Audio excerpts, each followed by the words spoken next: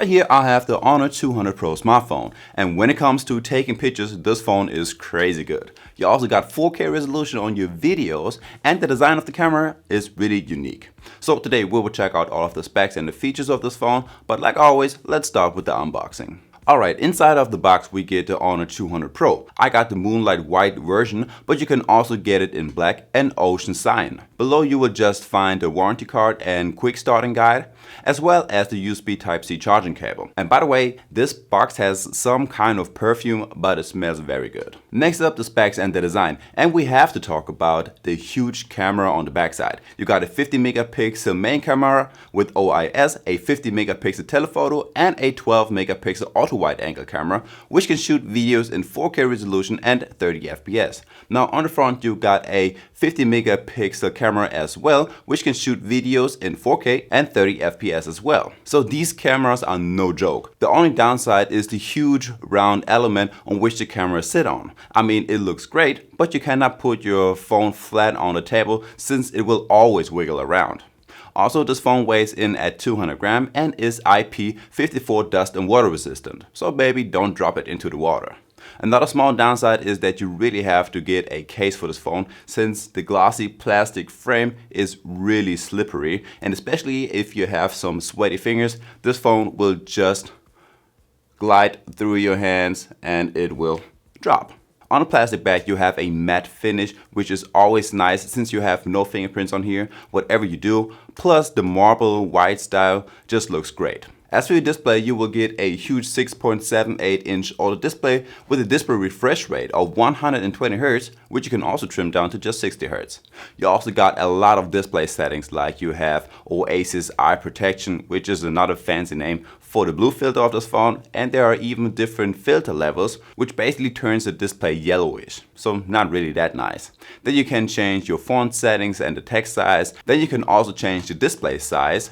Right here you will get 3 different size levels. Next up you have the color settings. Like with most smartphones, you can change the color to a natural tone. There is a vivid and a normal style, plus you can change the color temperature. I also want to mention the video enhancer, which will enhance the color and contrast of full screen videos for a vivid viewing experience. And like this, and in combination with your OLED display, you will have nice poppy colors, inky blacks, a good contrast, plus with the 4000 nits display, you can watch videos in bright sunny conditions as well.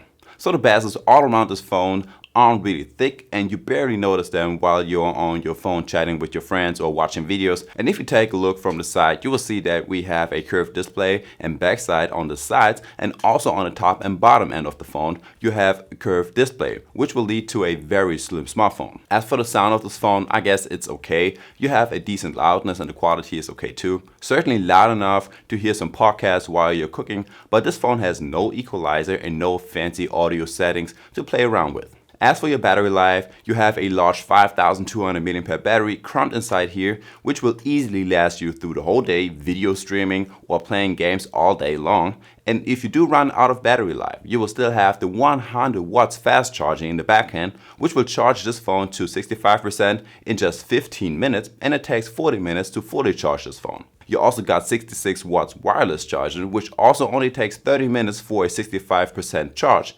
And then we also have 5 watts reverse wired charging and a normal reverse wireless charging. So battery wise, this phone is very good. Let's get over to the features and the Magic OS. So you got Magic OS 8 based on Android 14, and all of the usual features like your fingerprint sensor, which is underneath your display, and this one works fairly good. So let's give this one a try.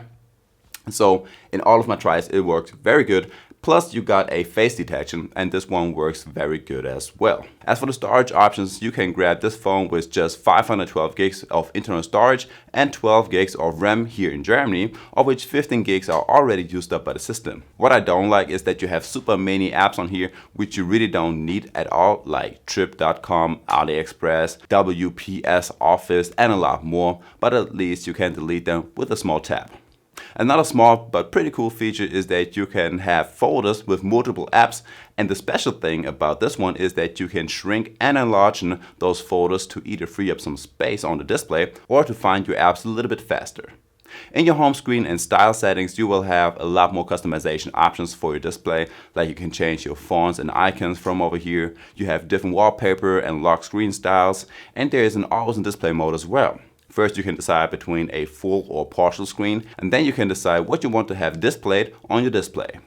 You also have a few more little helpful features, like you can customize your status bar to show more or less to have a cleaner display. In the accessibility feature, you will find things like a one-handed mode, which you definitely need with a smartphone this huge. You got shortcuts and gestures, like you can quickly launch apps by double pressing the volume button.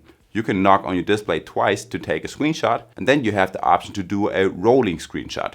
This will automatically scroll down to get more information until you stop it and then put it into a normal screenshot. Something that's really cool are the air controls. Those are kind of advanced gesture controls, and you can actually swipe up and down, left and right. You can take screenshots and go back just by doing some hand motions in the air. I mean, it works, but it's not the easiest thing to do. Plus your hands will get tired after just a few swipes, but nonetheless, pretty cool. So let's give this one a try. I hope you see it. So like, you just have to hold your hand like this, and then you scroll down. And then if you turn your hand, you will go back a little bit. So I was glad that it works, but it's really not that easy. Alright, let's check out the gaming and the performance. The Honor 200 Pro runs on the Qualcomm Snapdragon 8 Gen 3 with 12 gigs of RAM, and you can say it works without a problem on your day-to-day use. And even if you want to play some games like Genshin Impact, which requires a bit more power than other games, even this game works pretty good with a consistent frame rate for most of the time. You get some lags here and there, but it's nothing out of the ordinary. You can also boost your gaming experience, like you can turn on the game booster, or you can just leave it in the balance mode. You can open up other apps while you're playing to chat with some friends or take a peek at the walkthrough while you're playing the game. You can change the screen brightness, there's a FPS booster, D&D mode, touch enhancer, and super many other features. As well as the camera. Like I said, you get a 50 megapixel main camera with optical image stabilization, a 50 megapixel selfie cam, a 50 megapixel telephoto, and a 12 megapixel ultra wide angle camera. And then you can also shoot videos in 4K resolution with up to 30 FPS. Unfortunately, no 60 FPS with this one. Checking out the camera modes, you see that we have a normal portrait mode in which you can toggle the background blur on and off, plus there is a 0.8 zoom option.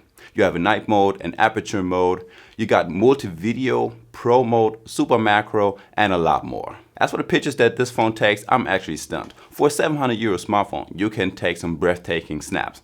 If it's with your normal camera, the selfie cam, or the ultra wide angle shooter. All of them will give you some poppy colors, very sharp contrast, especially if we are talking about the selfie portrait mode. Pictures right here look awesome, even with the sun in your back. It's handling those situations quite good. On the Honor 200 Pro, you got a 50x zoom, even though those pictures will come out trash, but I zoomed in up to 10x, and those pictures are actually usable, and they look good. And of course the 2x zoom looks great as well. There's basically no difference to the normal 1x zoom pictures. The ultra wide angle shots are good, but not as good as the ones that you got from your main camera. The colors change a little bit and they're not that vivid anymore. But that's basically the only difference that you can see. I also tried taking some super macro shots, and I guess they came out decent, but not overwhelming. And guys, there we have it. That's the Honor 200 Pro smartphone. If you liked that video, make sure to leave a like and subscribe to my channel for more tech reviews. And I guess with that one being said, I will see you in the next one. Peace.